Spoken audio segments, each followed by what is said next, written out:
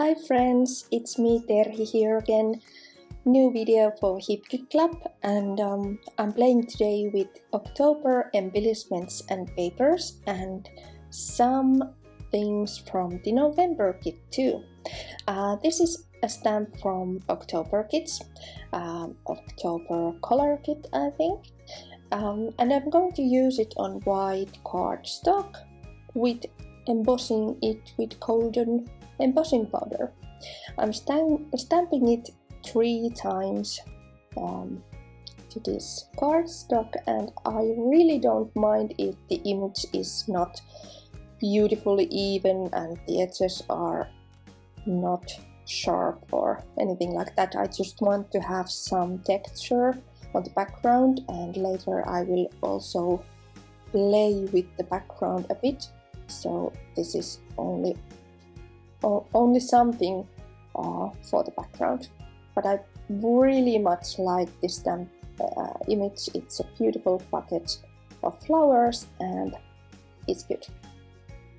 Then I'm going to add some paper stripes using these beautiful papers from the October kit. I don't measure the paper stripes, they are just like they are. I also used the dies from November kits to make lots of leaves. I'm going to do this layout with the technique of adding color on top of color, which means that I'm going to add all these beautiful papers first on the layout, and then I'm going to add the photographs, and then lots of similar tones on each color. I'm going to add these photographs in circle shape, and even though my whole layout will be not evenly added those paper stripes and not even beautifully added those frames, I just want to add those circle shaped photographs evenly on top of the layout. That calms down a bit the layout, and it's easier to watch, to look at, and that's why I'm going to add those 3 photographs evenly on top of the papers and embellishments. And as you can see, the green frame is going slightly on top of the yellow paper stripes, but I really don't mind. It's good to have some difference between the colors to make them smoothly on top of each other.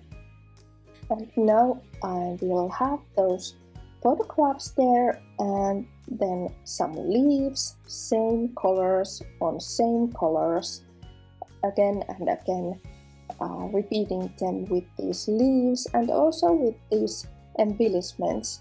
I'm adding these phrases, stamps, stickers, and also some die cut words, and you get the point. I don't mind adding white or black on any of the colors. It just makes a beautiful contrast, so that's okay.